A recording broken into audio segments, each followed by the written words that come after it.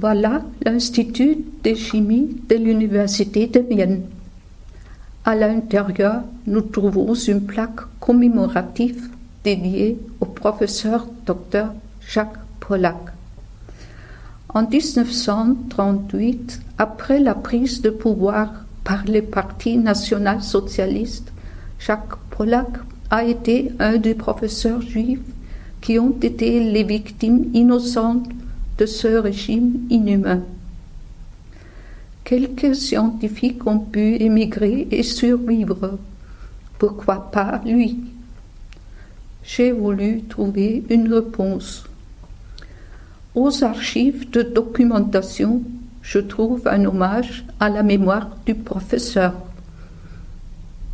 Après avoir vécu des années de gloire comme scientifique, c'est seulement à l'âge de 60 ans que Jacques Polak a trouvé son bonheur privé et s'est marié avec Wilhelmine, une femme de 32 ans. Peu après, il a été touché par des restrictions draconiennes à l'université et a été finalement expulsé de son laboratoire à l'Institut. Cette situation profondément humiliante l'a rempli de résignation.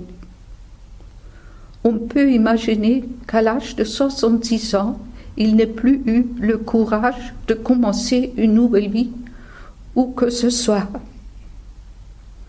Dans un annuaire de téléphone de 1937-38, je trouve son adresse, Floßgasse 4, 2e arrondissement.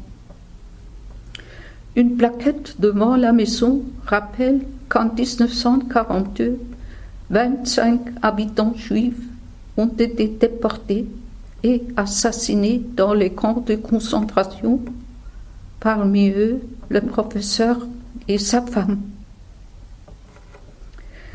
Les recherches sur le professeur Jacques Polak ont été pour moi une rencontre enrichissante.